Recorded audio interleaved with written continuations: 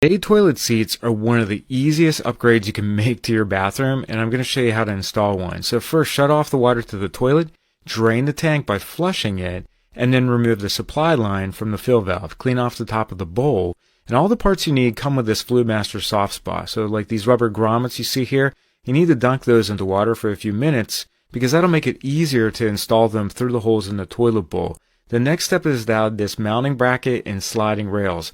The sliding rails go over top of the mounting bracket. You add the screws through them and into the rubber grommets, and this will allow you to adjust the location of the bidet seat. So don't tighten down on the screws right now. You need to add this paper template to that, and that'll help you adjust the seat where you need it to be. Then you can slide the seat into the mounting bracket. You'll hear a click. That'll tell you that you installed it right. Now you need to install the hose on the toilet seat. This is the supply line for the water, and that's going to be connected to a T. So you need to add the seat back and then add the T to the bottom of the fill valve. This is really easy to do. You just hand tighten it for now, and then you add the supply line from the bidet seat to the one part of the T. The next step is to hook up the T to the water supply line that'll go down to the shutoff valve that's in your floor coming through your wall. This is going to supply the water to the bidet. Just hand tighten it and then tighten it again by half turn. Then do the exact same thing for the supply line going to the bidet and check for any leaks. Now plug in the seat and look for the little blue light on the auto stop button on the right hand side of the seat. That's going to control the power to the fan and the water supply. One of the coolest things about this bidet is that it comes with a remote, which is awesome. And you can put your hand over the sensor and test to make sure that the bidet is working properly. But this is a pretty awesome bidet seat, and I hope these tips help you install it. In this video, you'll see how to install a shower tray. I trimmed off the first 3/4 of an inch on 3 sides of my Schluter shower tray, then I trimmed it down another 3 inches.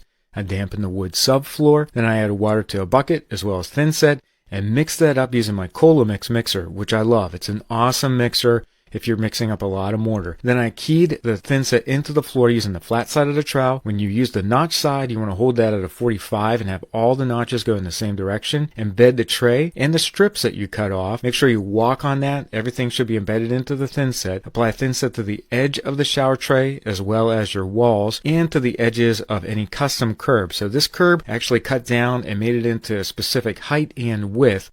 Make sure it was level and even on both sides. Then I took some deck mud and poured that in between the tray and the wall. Compressed that into a modified thinset using a wood float. And then I screeded it with this Milwaukee screed, which is great. And I used my finishing trowel to finish it off. I let that sit overnight. Then I dampened it, applied thinset into the corner using my Kerdi trowel, and use these preformed corners. So I have to use 4 of these in all 4 corners. I want to make sure that all the thinset that I used to embed it is wiped off. And then I used an outside corner up and over the curb. That's super important. You want to make sure that you don't skip that step. Then I get this question a lot. How do you waterproof between drywall and your backer board? We'll apply thinset and add banding and embed that banding into the thinset and wipe it clean with a sponge. So it's really that simple. I want to show you this preformed strips I cut. Well, that makes my perimeter along the shower tray nice and flat, and that's important for your shower wall tile. Then I applied thinset to the wall and the shower tray and embedded my Kerdi band into that. This is going to waterproof all the seams between the shower tray and your backer board. Again, at the drain, you want to apply thinset, trowel that in using a Kerdi trowel, embed Kerdi membrane, and make sure that's completely flat, and you wipe it smooth. Now, for that portion of the tray that I had to customize, I'm embedding Kerdi membrane into that and embedding it and making sure that it's nice and flat. You want that corner to be nice and flat for your tile like I'm showing you here. The next step was to apply the same banding over top of thinset that was applied to all 3 sides of the curb. This is particularly important if you've got a custom curb like I do here. Just smooth out all the thinset, and then you can let that sit overnight. Use a 2-inch drain plug, put that down into the drain, and make sure you fill up the shower and flood test it. So hopefully these tips help you install a custom shower tray and help you out with your own bathroom remodel. This is the Mondrillo Diamond Hole Saw from Montelite. You spin it onto a grinder and it'll cut holes in tile. This next tip is really awesome. You can core out a sponge, dip the core in water, push that up into the hole saw, and as you're cutting through the tile, it'll cool down the diamonds and preserve the bit. You can also use a countersink bit on the grinder. This will clean up the edges of the hole, and as you can see here, we got a perfect circle. So hopefully these tips help you out.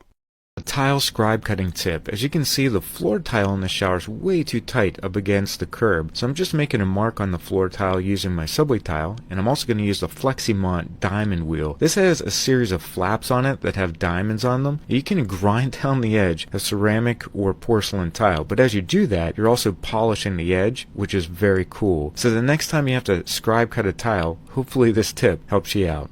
Video you'll see shower wall waterproofing tips, and I'm really excited to share them because some you may not have seen in other videos.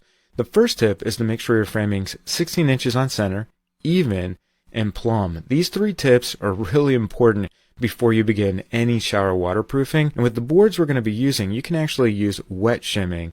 So you can apply thin set over top of the studs, and because we're using Schluter Kerdi board, that's an acceptable thing to do. I also like Kerdi board because you can cut it down the size using a simple utility knife, and you just need to make sure your screws and washers are every 12 inches along your studs. That's really important to properly support the boards. The other thing that I like, besides the wet shimming, is the fact that the boards can be oriented in any way, shape, or form. And you can cut around your shower niche framing using a utility knife, which makes the installation nice and fast. And at the ceiling, you can make the boards flush with your drywall. Again, just make sure that your screws and washers are every 12 inches and that the boards remain plumb while you do this. You can dry fit a shower niche, I like prefab niches, and draw a line on the boards using a Sharpie marker. Pull the niche, and then you can cut around that either with an oscillating multi-tool or again just a utility knife. But either way, it makes a prefab shower niche pretty easy to install. You just need to make sure, once again, that the screws and washers are at the corners and every 12 inches if your niche is a little bit bigger than the one I'm using here, which is a 16 inch by 20 inch. The other tip I have for you is up against the valve. You can press the board, make an indentation on the back, and draw the outline of the mixing valve seal around it and cut that out. It makes the installation quite easy around these delta valves, and you can do the same thing with your pipe that's coming out of the wall for your shower arm. Just cut out that hole using a utility knife, set the board in place and screw it in, and then double check the boards are plumb before you move on to the next step. You can mix up partial bags of thin set mortar, as I'm doing here, and I'm using a dust extractor to pull the dust out of the air while I mix that with my mixer. I highly recommend using a mixer like this one. You can apply the thin set in the corners using a 4-inch drywall knife. Then you need to trowel more thin set on it using a Kerdi trowel or an 1/8 inch by 1/8 inch trowel. Here's a hot tip. Make sure your trowel is at a 45-degree angle. Really important to get the right trowel notches. Embed your banding into the corner and smooth that out. And here's another pro tip. Make sure you remove all of the thin set that is surrounding the banding because you don't want any buildup. I do all my vertical seams first. This is just a personal preference. And then I move on to do all my horizontal seams. So again, I do my horizontal seams after the vertical. It just makes a little bit more sense to me. And then I wipe everything down with a sponge. And around the niche, you want to do the exact same thing. So I do vertical, then horizontal, set the banding, and remove any of the excess thin set with a damp sponge. In this video, you'll see tips for waterproofing your bathroom floor with Ditra. The first tip I have is to measure out your water and your thin set and mix that to the right consistency. Then dampen your floor with a sponge, apply thin set with a margin trowel, then key that thin set in with the flat side of the trowel. Really important.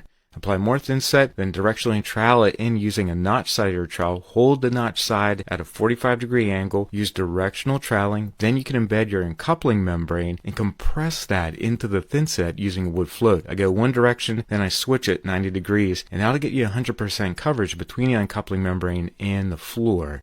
Make sure that you do the exact same process if you're butting 2 sheets up against each other, and you can clean any of the excess thin set that oozes up between the sheets. If you need the waterproof up against the curb, you can apply thin set up against your shower curb. I'm using Kerdi to waterproof up against the Ditra. Also, if you need to waterproof in a corner, you can make custom corners. Just apply thin set to the wall, the curb, and the Ditra. Fold the corner into the curb and the wall section. Make sure you pull up the flap, add thin set, and wipe all that off with your sponge. You can also waterproof up against your walls using Curdiband and the thin-set mortar, but once again, clean that thin-set off the drywall. Then you can waterproof any of the seams using the same banding. So I hope all these tips help you out with waterproofing your bathroom floor, and let me know if you have any questions because I'd be more than happy to help you out.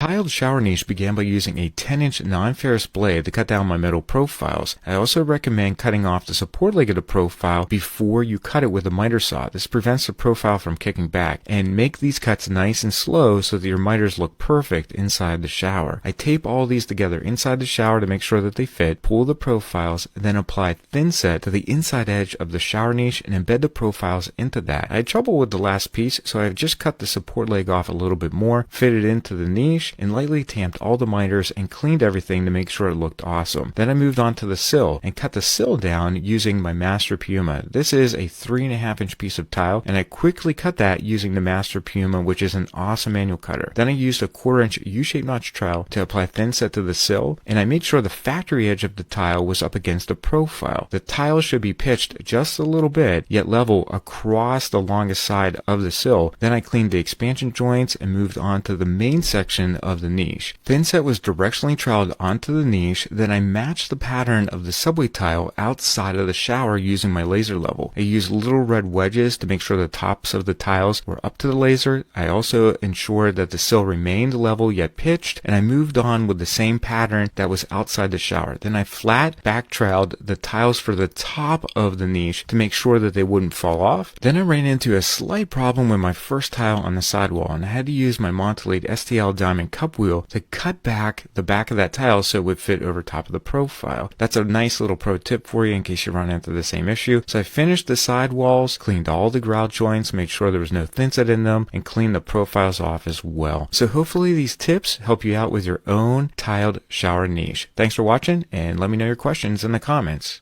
In this video, you'll see shower wall grout tips using Spectralock 1, which is an awesome grout. Protect your shower floor using Ramboard. Make sure the grout joints are nice and clean and that the surface of the tile is cleaned as well using a white nylon scrub pad or a microfiber cloth. Now, since Spectralock 1 is like an epoxy grout, you'll need several sponges and clean buckets of water. Use the Troxel urethane grout float. The cool thing is you don't need to mix it, and you get 5 to 10 minutes to apply it to the grout joints. So pack the grout joints with your float and then squeegee off any of the excess grout by holding the float at a 90-degree angle and swiping it at a 45-degree angle across the surface of the tile. Now, the key to getting great results is a clean sponge. You want to move the sponge in a circular motion to pack the grout joints, and then dip it in water again and make sure it's completely wrung out, and swipe it across the tiles at a 45-degree angle to clean off any of the excess grout. Now I'm packing more of the grout into the surface because I still have some time. I'm using that circular motion with the sponge, and I'm using a clean sponge to swipe the surface at a 45-degree angle. Again, only swipe once and then twice with the other side to get good results. Then use a microfiber cloth over top of that to clean off any of the excess residue. About 45 minutes later, feel the grout joint. If it's solid and none of the grout is coming out, use a microfiber cloth to clean off the surface again, and you'll get great results. So if you have any questions about Spectralock 1 or how to grout a shower wall, let me know in the comments. Bathroom, I had to add a second GFCI, so I turned the power off, checked that it was in fact off, which is important, and also looked at the wiring of the original GFCI. So it only has a hot, neutral, and ground. That means I can run a 12-2 down to my old work box that has these adjustable ears on it. I traced the old work box onto the drywall, made sure it was plumb and level, and then I cut that out with a drywall saw. Pretty simple. Then I fished the 12-2 down to that location, and I made sure I had 8 inches of wire coming out of each box per code. Then I put the old work box in place, secured it using the screws, which is pretty simple, cut down my wire to 8 inches, separated the hot, neutral, and ground. And for the original GFCI, I'm pigtailing the 2 ground wires to a 3rd ground wire. I'm using a wire nut to connect them all. I'm going to add that new ground wire to the green screw. This is going to ground everything. Then I peeled the sticker off the back of the GFCI, stripped a 1/2 inch of insulation off of each wire, and fed the neutral into the silver terminal and hot into the gold terminal. This is going to supply the electricity to the second GFCI. So I'm going to be using a slim design GFCI because I have a 14 cubic inch box, and I'm going to simply run the electricity to the line terminals on the back of that. So I do my ground first, then the neutral goes into the silver terminal, the hot or the black wire goes into the gold terminal. I make sure all the wires are nice and secure, so I twist the device